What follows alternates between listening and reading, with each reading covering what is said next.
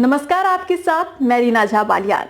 दरअसल इंतजार की घड़ियां खत्म हो गई है, खासतौर पर 10th और 12th स्टूडेंट्स के लिए, क्योंकि उन्हें इंतजार इस बात का था कि आखिर डेट शीट कब आएगी और कब जाकर उनके एग्जाम्स होंगे, तारीखें कब आ जाएंगी। क्योंकि इतना तो उन्हें ये पता था कि एग्जाम्स कब से कब तक होने हैं।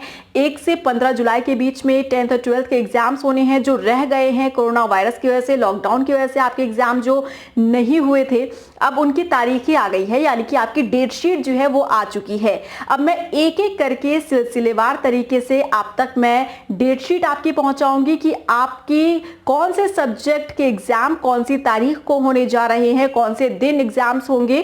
क्योंकि लंबे समय से आप लोग भी इंतजार कर रहे थे और इतनी जानकारी तो मैं आप लोगों तक पहुंचा ही चुकी थी कि आखिर कब से कब तक आपके एग्जाम होने हैं, लेकिन वो तारीखें कौन सी है जब सब्जेक्ट्स के मुताबिक आपके एग्जाम्स जो है वो होंगे, किस दिन कौन सा एग्जाम कौन से सब्जेक्ट का होने वाला है। अब ये तस्वीरें पूरी तरह से साफ हो गई हैं, क्योंकि आप लोगों के सवाल भी मेरे सामने आते थे इसी बात को लेकर कि मैम प्लीज जल्दी से बता दीजिए कि हमारे एग्जाम्स जो है वो कौन सी तारीख को कौन से सब्जेक्ट के होंगे।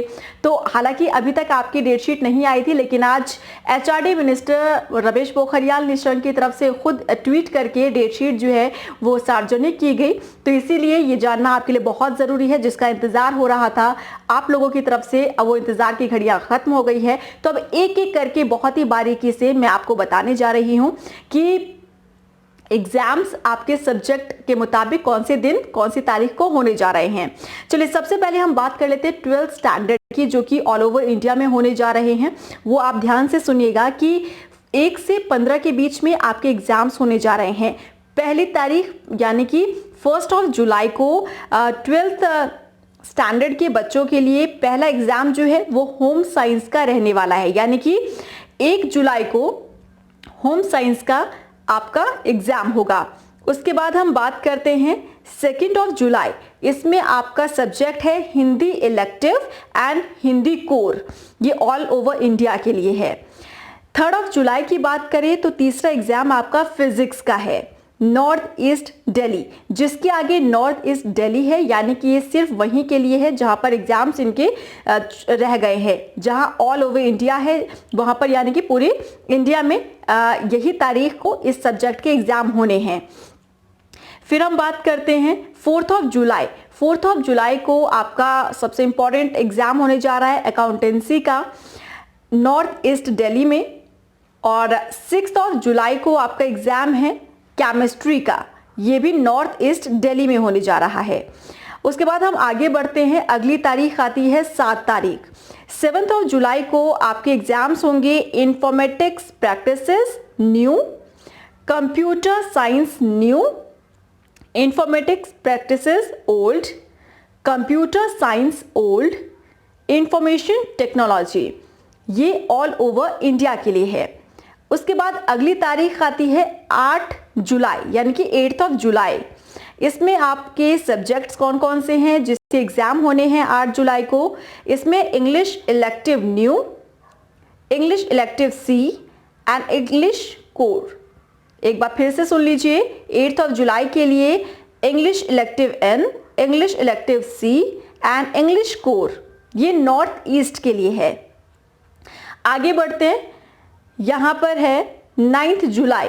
9 जुलाई को आपका होना है बिजनेस स्टडीज का, जो कि ऑल ओवर इंडिया के लिए है। फ्राइडे 10 जुलाई को आपका एग्जाम है बायोटेक्नोलॉजी का, ये भी ऑल ओवर इंडिया के लिए है। सैटरडे यानी कि 11 जुलाई को आपका एग्जाम है जियोग्राफी का, जो कि ऑल इंडिया के लिए है। आगे बढ़ते हैं, अगली तारीख है 13 जुलाई। इसमें सोशियोलॉजी का आपका एग्जाम होना है, ऑल ओवर इंडिया का है ये। ट्यूसडे यानी कि 14 जुलाई, इस दिन आपका एग्जाम होना है पॉलिटिकल साइंस का, जो कि नॉर्थ ईस्ट दिल्ली के लिए है। लास्ट तारीख 15 जुलाई, इसमें आपके एग्जाम्स आते हैं mathematics, economics, history and biology, ये है नॉर्थ ईस्ट दिल्ली के लिए, ये ऑल ओवर इंडिया के लिए नहीं है, ये नॉर्थ ईस्ट दिल्ली के लिए है जहां पर एग्जाम्स रह गए थे। अब हम आगे बढ़ते हैं, जो मैंने अब तक बताया वो 12th स्टैंडर्ड के लिए था। अब हम 10th स्टैंडर्ड के लिए आगे बढ़ रहे हैं कि 10th स्टैंडर्ड की डेट शीट आखिर क्या कहती है। सबसे पहले 10th स्टैंडर्ड को पहले आपको ये याद रखना होगा कि 10th स्टैंडर्ड के जो एग्जाम्स हैं, बोर्ड एग्जाम्स, वो ऑल ओवर इंडिया में नहीं हैं। ये सिर्फ और सिर्फ उत्तर पूर्वी दिल्ली में होने जा रहे हैं, जहां पर दंगों के कारण एग्जाम्स जो है वो रह गए थे। अब यहाँ पर आप देखिए, सोशल साइंस का एग्जाम जो है आपका होना है 1 जुलाई को। आगे बढ़ते हैं, 2 जुलाई को आपका एग्जाम होना है science theory and science without practical. आगे बढ़ते हैं, 10 जुलाई को फिर अगला एग्जाम है आपका, इसमें है हिंदी कोर्स ए और हिंदी कोर्स बी। आगे बढ़ते हैं, लास्ट तारीख 15 जुलाई, इसमें आपका होना है English communicative and English language and literature. ये आपके सब्जेक्ट्स 10th स्टैंडर्ड के लिए है। डेट शीट जो तारीख के हिसाब से कौन सा सब्जेक्ट कौन सी दिन होने जा रहा है आपका एग्जाम, वो मैंने बहुत ही बारीकी के साथ, बहुत ही आराम के साथ, बहुत ही ब्रेक के साथ मैंने आपको ये जानकारी दी है कि आपके एग्जाम्स कौन सी तारीख को, कौन से दिन, कौन से सब्जेक्ट के होने जा रहे हैं। अब देखिए, यहाँ पर खबर यही नहीं खत्म हो जाती। खबर में आगे आपको ये भी जानना है कि आप जब एग्जाम देने के लिए जा रहे हैं तो कोरोना वायरस की वजह से, इस लॉकडाउन पीरियड की वजह से आप लोगों के लिए थोड़े से नियम जो है वो बदल दिए गए हैं। यहाँ पर ये ध्यान रखना होगा कि आप जब एग्जाम देने के लिए जा रहे हैं तो नए नियम आखिर क्या हैं। जब आप एग्जाम देने के लिए अपने एग्जाम सेंटर पर जाएंगे तो आपको किन बातों का ख्याल रखना है, क्योंकि आप इससे पहले जो बोर्ड एग्जाम्स होते थे या फिर आपने जो दिए थे उसमें और अब के समय में थोड़ा सा फर्क इसलिए आ गया है क्योंकि कोरोना वायरस की वजह से कुछ आदेश यहाँ पर दिए गए हैं और कुछ नियम में बदलाव किए गए हैं, जिसे आपको ख्याल रखने की जरूरत है। और ना सिर्फ आपको बल्कि अभिभावकों को, आपके पेरेंट्स को खास तौर पर यह ध्यान रखने की जरूरत है जो कि नियम सामने आए हैं। अब मैं आपको रूल्स बताने जा रही हूं, जो एग्जाम्स देने के लिए अगर आप जा रहे हैं तो आपको किन बातों का ध्यान रखना है और किसे आपको फॉलो करना है। सबसे पहले, सभी छात्रों को एक पारदर्शी बॉटल में अपना खुद का हैंड सैनिटाइजर लेकर अपने साथ जाना होगा। यानी कि जब आप एग्जाम देने के लिए जा रहे हैं तो आपके पास हैंड सैनिटाइजर होना चाहिए, वो भी पारदर्शी बॉटल में। पारदर्शी बॉटल का मतलब ये है कि उसमें बाहर से ही नजर आ जाना चाहिए कि इस बॉटल के अंदर सैनिटाइजर है। आगे बढ़ते हैं, सभी छात्रों को मास्क या कपड़े से अपनी नाक और मुंह को ढकना जरूरी है। ये कोरोना वायरस की वजह से ऐसे नियम अभी लागू किए गए हैं। जो एग्जाम्स होने वाले हैं आप लोगों के बोर्ड के एग्जाम्स, उसके लिए ये नियम है कि आप अगर सेंटर पर जा रहे एग्जाम देने के लिए तो आपको मास्क लगाना होगा या फिर किसी कपड़े से नाक और मुंह को ढकना होगा। सभी छात्रों को फिजिकल डिस्टेंसिंग के नियमों का पालन करना होगा, यानी कि सोशल डिस्टेंस आपको मेंटेन करना होगा। हालांकि एग्जामिनेशन सेंटर पर हम देखते हैं जब आप अपने क्लासरूम में बैठते हैं तब एग्जाम में दूरियां होती हैं पहले से ही, क्योंकि ये नियम है एग्जाम सेंटर का। लेकिन अभी थोड़ा सा हो सकता है कि और बदलाव हुआ आपका सिटिंग अरेंजमेंट हो जाए, क्योंकि कोरोना वायरस की वजह से जो आप लोगों को सोशल डिस्टेंस मेंटेन करना है तो हो सकता है कि थोड़ा सा आप लोगों के लिए वहां पर भी कुछ रूल जो है वो बदले हुए नजर आए एग्जामिनेशन सेंटर के अंदर।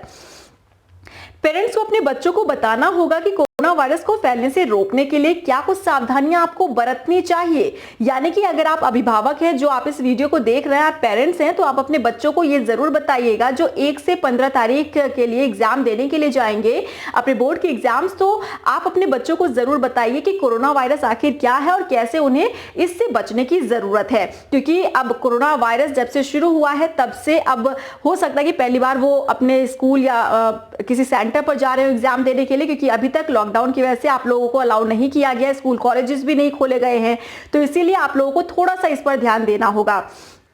पेरेंट्स को यह सुनिश्चित करना होगा कि आपका बच्चा जो एग्जाम सेंटर पर जा रहा है एग्जाम देने के लिए, उससे कोई भी तकलीफ नहीं है, यानी कि उसकी तबीयत में कोई भी खराबी नहीं है, वो बिल्कुल स्वस्थ है, बिल्कुल ठीक है। आपका बच्चा बीमार नहीं है, कोई भी उसे सिम्टम्स तो नहीं है, उसे कोल्ड, जुकाम, फीवर कुछ ऐसा तो नहीं है। ये आपको ध्यान रखना है अपने बच्चे का जब वो सेंटर पर जा रहा है एग्जाम देने से पहले। परीक्षा देते समय छात्रों को सभी निर्देशों का सख्ती से पालन करना होगा। सभी स्टूडेंट्स को इन नियमों का बहुत ही अच्छे से पालन करना है और ये बेहद जरूरी है आपके लिए, आपके परिवार के लिए और पूरे देश के नागरिकों के लिए। एडमिट कार्ड में लिखे सभी निर्देशों का छात्र जो है वो पालन करेंगे। आपको जो एडमिट कार्ड मिलेगा उसमें जितने भी निर्देश होंगे, जितने भी इंस्ट्रक्शंस होंगे, उसे आपको फॉलो करना है। परीक्षा के समय अवधि डेटशीट और एडमिट कार्ड में लिखी होगी। आप क्या समय है, क्या समय सीमा है, वो आपके डेटशीट में जो है वो लिखी होगी, उस पर जरूर ध्यान दीजिएगा।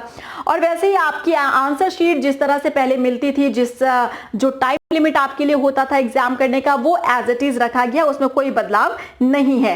तो ये तमाम जानकारी जो है ये एचआरडी मिनिस्टर की तरफ से साझा की गई है। उन्होंने डेटशीट बाकायदा आज ट्वीट करके ये जानकारी दी। हालांकि जैसा कि मैं आपको पहले ही बता चुकी हूं कि डेटशीट जो है वो सैटरडे को आने वाली थी, क्योंकि एचआरडी मिनिस्टर रमेश पोखरियाल निशंक की तरफ से उसी दिन ट्वीट करके ये बताया गया था कि शाम 5 बजे तक डेटशीट आ जाएगी, लेकिन किसी वजह से उसे कैंसिल कर दिया गया था। इसकी खुद जानकारी रमेश पोखरियाल निशंक ने ट्वीट करके ही दी थी और ये कहा था कि मंडे को ये डेटशीट जो है आपकी रिलीज कर दी जाएगी। और जैसे कि मैंने आपको ये भी बताया था कि हो सकता है कि वो डेटशीट जो है रिलीज करने की डेट इसलिए पोस्टपोन कर दी गई, आगे इसलिए बढ़ा दिया गया क्योंकि 18 तारीख आज से 4th जो है सेशन शुरू हो गया है लॉकडाउन का। तो ऐसे में पहले मंत्रालय ये देखना चाहता था कि आखिर क्या कुछ नियम कहते हैं, किस तरह से बदलाव किए गए हैं लॉकडाउन 4 में, उसके बाद डेटशीट जारी की जाए। तो इसीलिए आज बिल्कुल समय अनुसार, जैसा कि पहले कहा गया था एचआरडी मिनिस्टर की तरफ से कि मंडे यानी कि 18 तारीख को डेटशीट जारी की जाएगी, तो उन्होंने ये डेटशीट जारी कर दी है, जिसकी जानकारी पूरे विस्तार के साथ बहुत ही बारीकी से, बहुत ही एक एक बिंदुओं पर ध्यान देते हुए ये जानकारी मैंने आप तक पहुंचाई है। अगर फिर भी आपके कुछ क्वेरीज हो तो आप जरूर मुझे कमेंट बॉक्स में डालिएगा, आप मुझे जरूर पूछिएगा। फिलहाल के लिए मुझे दीजिए इजाजत, नमस्कार।